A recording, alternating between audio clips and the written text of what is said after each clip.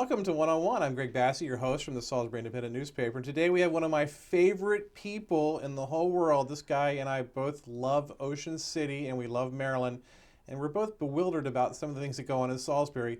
Our Senator, Jim Mathias. Good morning. Can we do that over again? I like that love part, favorite people in the whole world. Good morning. It's true. I don't bring in people that I don't want to talk to. This is part of the fun. I get to talk to fun people. Well, I appreciate it. And we've had a long, good, We effective have. working relationship. We have. And, We have. I still have some of the editorials to prove it.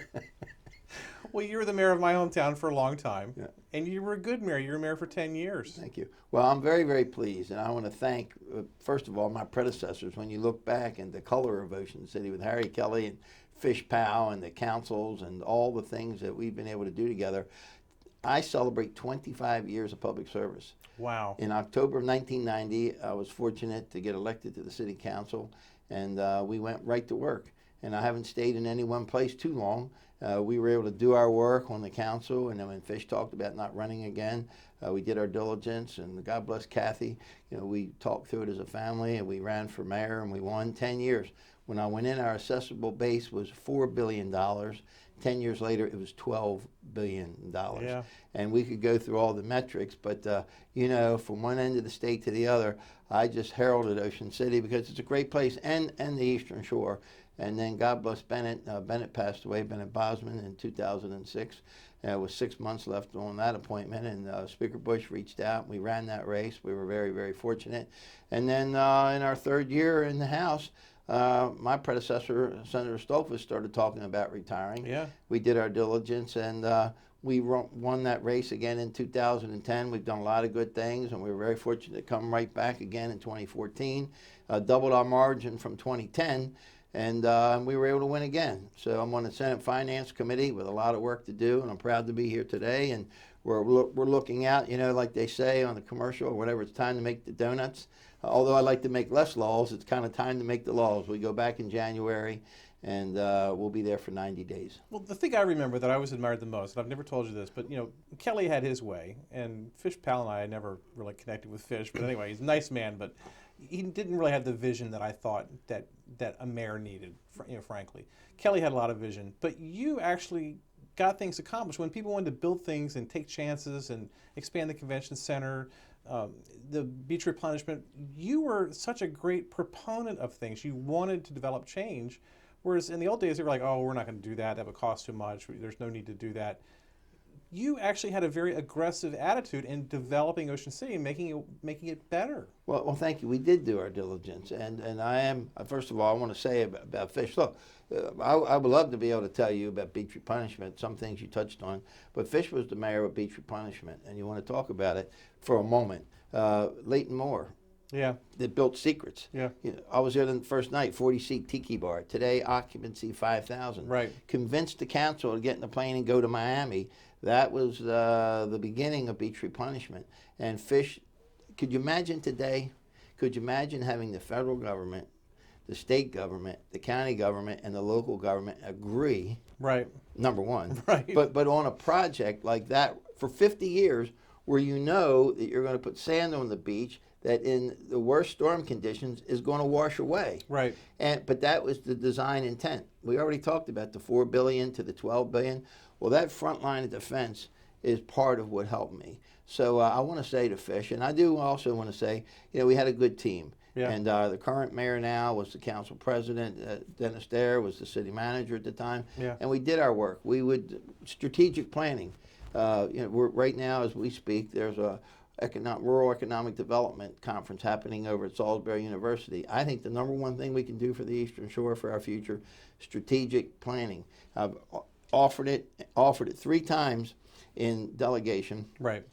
I want to see it happen. But one of my colleagues said, hey, that's a great idea. I said, will you bring it up next week? Sometimes it's not the idea, it's who has it. But my point is, the strategic planning is how we planned and built forward Ocean City. That's how we'll plan and build forward the Eastern Shore, and I have some ideas. Right. So you talk about strategic planning, and I know you don't want to talk about this, but it's something that I see missing in Wycomico. I don't feel like there's a strategic plan. I don't know where the county executive and the team want to go with things? Well, respectfully, I went to the county executive swearing in, and the governor was there. It was at Warwick Community College, who, by the way, celebrates 40-year anniversary, and we could talk about that as well. Right. But one of the first times I had an opportunity to sit down with a county exec call room, we'll call him Bobby. Yeah.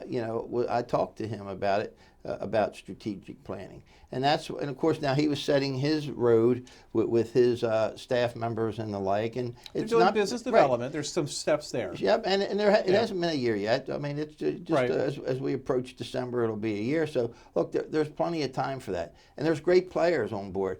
The other night, I was at Mayor Day's swearing in.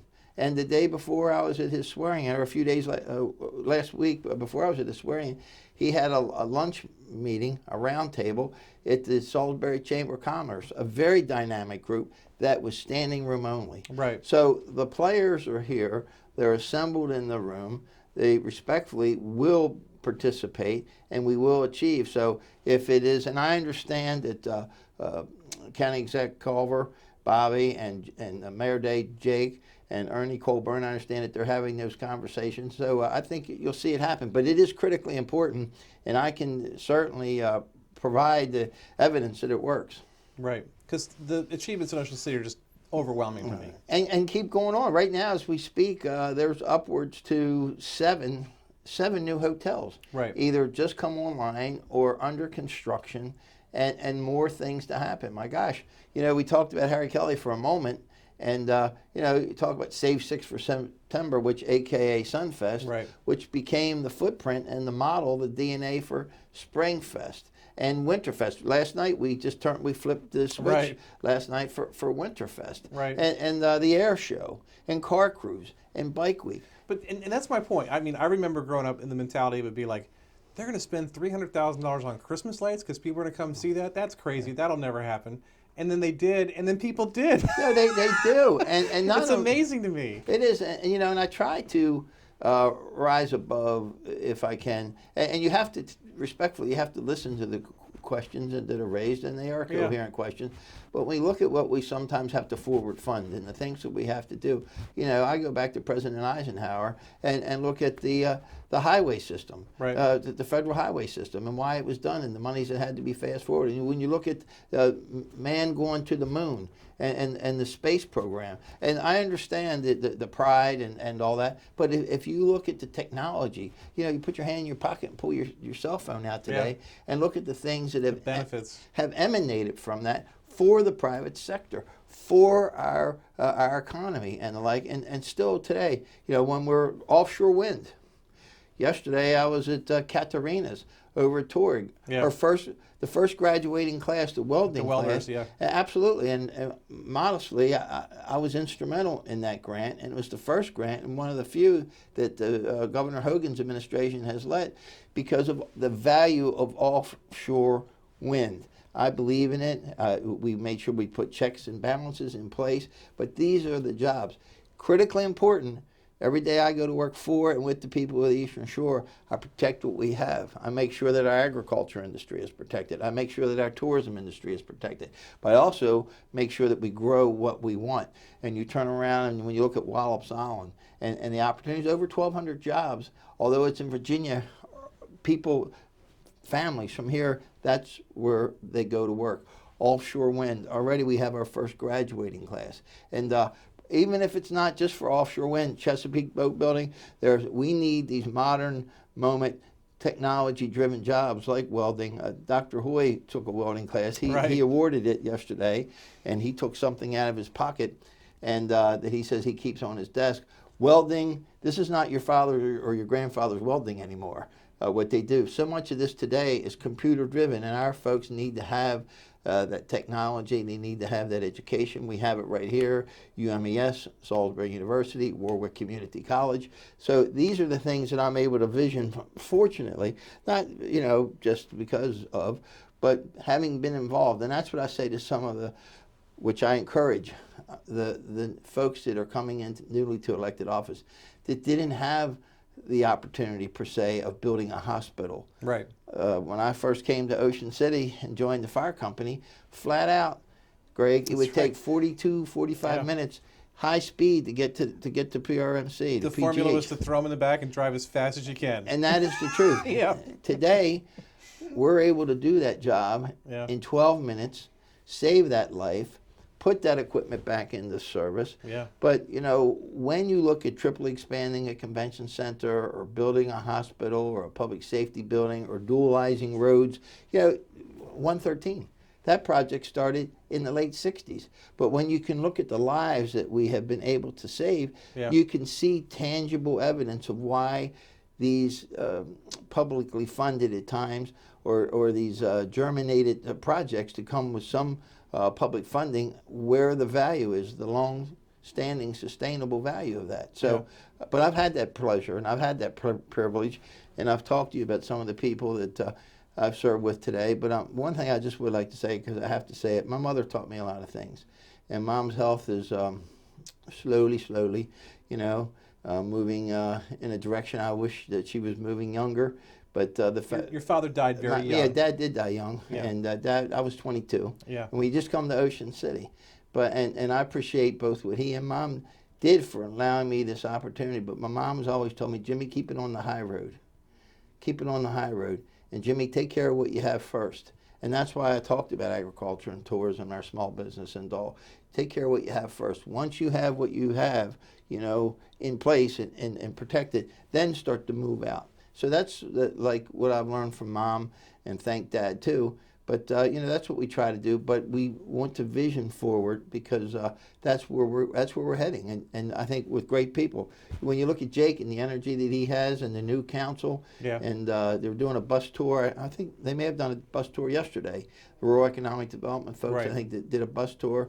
One thing I want to do is I want to establish a residency program here between Peninsula Regional Medical Center and Salisbury University, or UMES, with the University of Maryland Medical School. Where a medical student studies is one thing. Where they do their residency is Right. another. And there's a real nexus is where they'll stay. We have tremendous opportunity here with the healthcare delivery, what we need to have on the Eastern Shore, telemedicine. But I'm working very hard with University of Maryland Medical System and Peninsula Regional Medical Center and our universities to try and make that happen. It's not going to be an easy task, but I can see it happening, and it would be terrific and a great economic opportunity to really help that downtown Salisbury. Yeah, I'm glad you were at that event Monday night where the new council got sworn in, the mayor got sworn in, because I was there, and I have to admit, I got sucked in by it. I really felt like it was a new day for Salisbury. Oh, it is. I mean, look, the energy's there. I really believe it, and I think that we're going to move forward. I like the council president. I think Jack's great. Yeah. I think April's got terrific community services. Laura Mitchell understands. She's steady at the helm as the vice president of the council. Yeah. Muraboda, when you talk about fortitude, and also I think Yeah. I think you have a real great group. And I believe it. So and I'm willing to help. And you know, you got your. Hopefully, we'll be able to bring the feds to the table when that need be. The state certainly will be there. And I've already mentioned it once. Salisbury Chamber of Commerce. Ernie's done a fabulous job. A fabulous job. Everything I go to is relevant with the Chamber of Commerce. It's relevant, and they weigh in. They do their diligence. They weigh in. They weighed in. Last year, as we talk about going into session, part of the tension last year was how do we approach our school board in Wycomico County, and a bill came forward. It was written quickly, and I just had some real questions about it. They wrote it on a napkin at lunchtime. It looked like I was there. Well, their first meeting, and they like, all right, we're going to do this. But I will say to you that long before, however that bill was scripted, or that request was scripted, respectfully, I asked over the previous years to have public hearings, to get the public engagement and the like. And fortunately, that bill came. I was honest with them. The bill didn't go forward, but they have done. They've had the public meetings. They had 4 hearings. Yeah, they had their public hearings. They've done their diligence. They're writing their letter. Yeah. They've got their letter written, I guess. They have. I have yet to review it, but Right. I believe it has all 3 options. I'm told I'll get a copy here in the next couple days, Yeah, so sure. we'll see. Absolutely. I'm Yeah. sure you will. Yeah. I mean, look, you're very respected in journalism, and you've done, what am I going to say? You and I have had our moments. But I'm interested to read the letter. Right. Yeah, I got you, but I'm Yeah. going to take a look at it too. It was emailed to me, I think, just yesterday, and I just haven't had an opportunity to sit down and really look at it yet. But I understand that it brings all 3. the continuing with the appointed, going forward with a straight elected, and then an elected like a hybrid piece, and with a commission that comes forward that will help provide the diversity, I think, which is necessary here in our community. But not to make this about politics too much, but the Republicans are like, why is he throwing his weight around? Why is he trying to quash this? But you wanted to do the right thing that was so obvious to me from the beginning. And clearly, I do, and look, let's be honest with one another. Modesty, or however you want. I'm only one person. Yeah. Look, I would love to say you are the senator. There are a lot of things, that I would love to be able to do, like at the drop of a hat, like a third base band crossing, which we can talk about in a moment. I love to be able to say, hey, we can do this, and hopefully one day we'll be able to look back and those milestones of accomplishment. See, and that's a classic thing. When you talk about that, I think you're crazy, but I just know in 50 years there's going to be one, and you're going to be right. Right. Look, you look at Governor Lane, right? And you look at he was crazy, right, yeah. Exactly, and he lost the election over it Yeah. because of what had to happen in order to fund it. But the fact of the matter today, if we wonder how we are in rural Maryland today, if we didn't have the infrastructure, and specifically in this case that Bay Bridge, right, or that dual-eye span, where we would be. Now, look, there used to be a time where you would say, oh, I want to go to Ocean City this weekend, but I don't want to leave at 5 or 6 o'clock on Friday night to get there. Right. Well, today, every day at 4 or 4:30, they're switching two-way traffic on that westbound span, and you say your prayers going over, to tell you the truth. Yeah. But the fact of the matter is that we have such a wonderful part of our state here on the Eastern Shore. It is robust with our industry. We are moving tractors and trailers back and forth with poultry and all different types of agriculture and our commercial watermen and what we're doing here. And I've already named Wallops and the opportunities that exist here, Cadista and all. So, what I just want to make sure I can vision it. The governor's visioning maglev. Yeah. He was in Korea and Japan, and they just got a $20-some million grant to study maglev to move forward. I was down at Wallops a month ago. They are building out, you're right on the first phase of just about building out a parallel Chesapeake Bay Bridge tunnel. They had the pictures of the equipment. It's going to be boring the hole and laying in the concrete casings.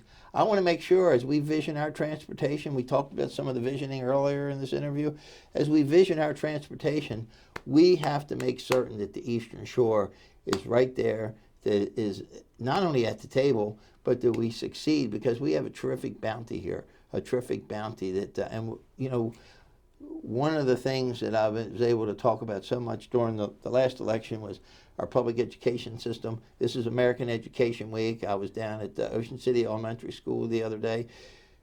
It's incumbent upon us to provide the best public education we can, pre-K all the way up through higher ed. But what I want to make certain is after we've done that the opportunities are here. Right. That they're here. So that come Sunday after church, that we're not picking up and Skyping our kids in Chicago or gosh knows where across the world. That they're right here. That just like you and I, after Sunday church and we had our breakfast or whatever, by 2 o'clock we were with my mom's. Right. And we were around the table having Sunday dinner. That's the strength of our country. That's the strength of our state and our region is the family bond.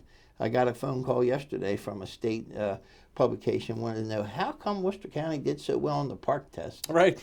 Well, how they do so well when other counties didn't do so well. I talked about the family and how integrated the family has always been in Worcester County with education.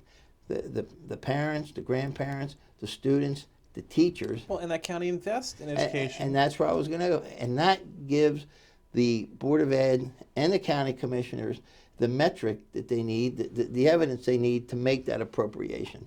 And I just want to say, while we're on education, that the Eastern Shore Consortium, I think, had a terrific idea 3 or 4 years ago, maybe 5, when they went ahead and worked with Memo Derricker to look at the economic impact of our public school system. Right. There are times when we as elected officials look at an appropriation as a cost or a liability line. Right. But what we have to do is look at the assets, the earnings that come from it.